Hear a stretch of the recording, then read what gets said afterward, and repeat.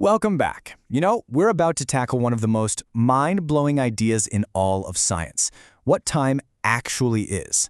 Because that steady, universal clock you feel ticking away second by second, well, it turns out it's just an illusion. All right, let's just jump right in with a wild idea. Imagine you hop on a spaceship.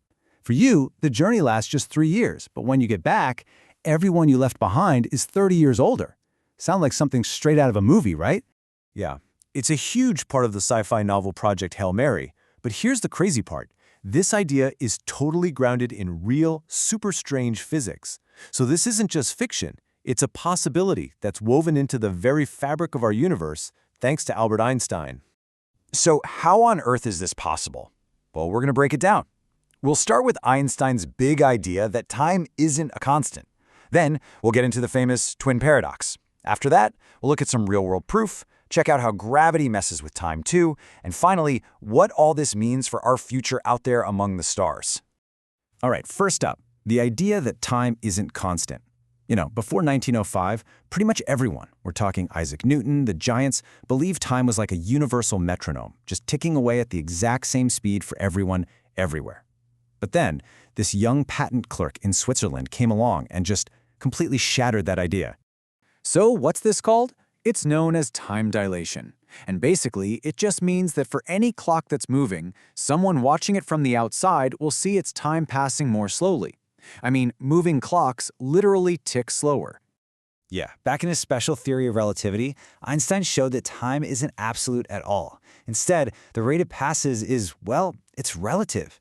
It completely depends on your motion. The faster you zip through space, the slower you travel through time. It's this incredible trade-off. Okay, but why? Why does this happen? What is it about our universe that forces time to be so flexible? Well, the answer comes down to one single, unbreakable rule of the cosmos, the universe's ultimate speed limit. And here it is. This is the key to everything. The speed of light is constant for everyone. It does not matter how fast you're moving. Let me say that again, because it's weird. It doesn't matter if you're standing still or flying in a spaceship at 99% of the speed of light. If you pull out a light meter and measure a beam of light, you will always get the exact same number.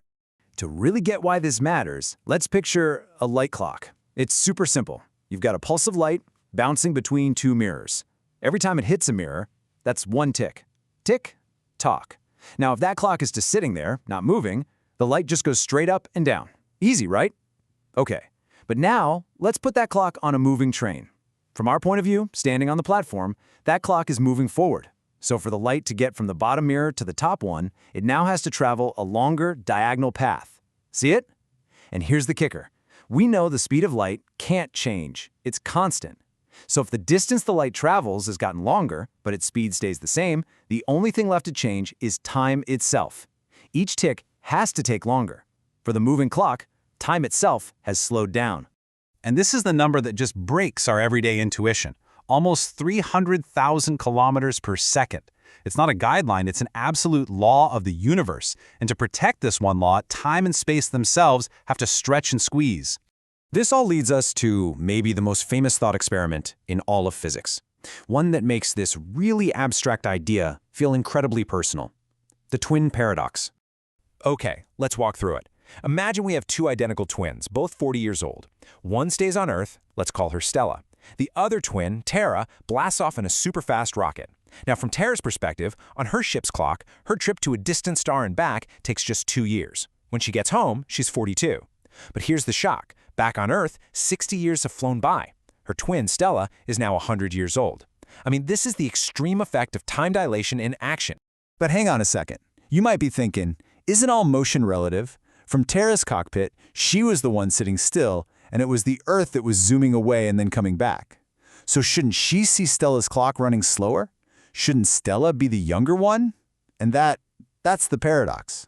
The solution lies in the fact that their journeys were not symmetrical. They weren't the same at all. Stella, on Earth, she just kind of floated along, she never accelerated.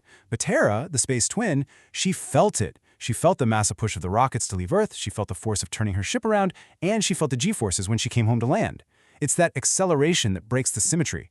It's a real physical difference that makes her, without a doubt, the one who traveled through time more slowly. So there's no real paradox, just a mind-bending, proven result. Now I know what you might be thinking. This is all just weird thought experiments. But time dilation isn't just a theory anymore. It's a measured, confirmed, and engineered around fact of our everyday lives. Okay, check this out. Back in 1971, in what's called the Hafele-Keating experiment, they flew super-precise atomic clocks around the world on commercial airplanes.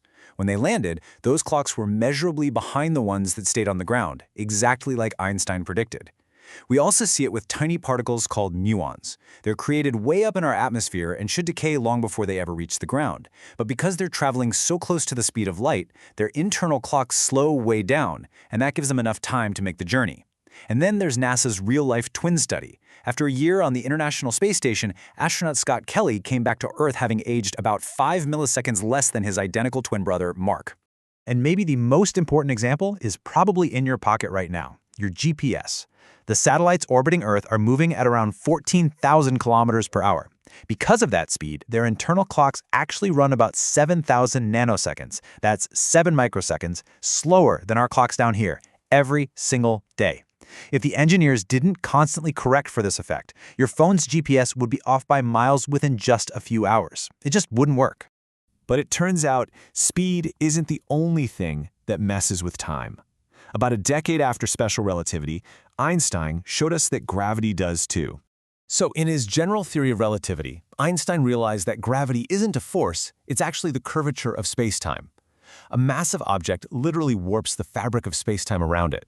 And one of the wild consequences of this is that time runs slower in stronger gravitational fields. Seriously, a clock on the top floor of a skyscraper actually ticks just a tiny bit faster than a clock in the basement. And if you've seen the movie Interstellar, you've seen this in action. This is the exact principle at play when they land on that planet near the massive black hole Gargantua. They are deep inside an incredibly strong gravitational field. So for every single hour they spend on that planet's surface, 7 years pass for their buddy waiting for them in orbit, far away from all that intense gravity. Okay, so when you put it all together, time slowing with speed, time slowing with gravity, what does this bizarre, flexible nature of time really mean for the future of humanity? Well, it opens up an absolutely incredible possibility. I mean, the nearest star system to us is over 4 light-years away. Our galaxy is 100,000 light-years across. These distances feel impossible to cross. But what if the only clock that really matters is the one on board the spaceship? And the answer is a mind-boggling yes. Because of time dilation, a trip to a star thousands of light-years away is possible within a single human lifetime, at least for the crew. If we could build a ship that could travel at, say, 99.999% the speed of light, the journey for them might feel like only a few years. They'd arrive young and ready to explore, but back on Earth, thousands of years would have passed. It is the ultimate one-way ticket to the future. So in the end, what relativity really teaches us is that there's no single universal now. My now is different from your now, and both of our nows are different from the now of some alien on a distant planet. Time isn't some great river that we're all floating down together. It's a personal experience. It's a personal clock. And the pace of that clock is set by our own unique path through the universe. And that is a truly profound thought to leave you with.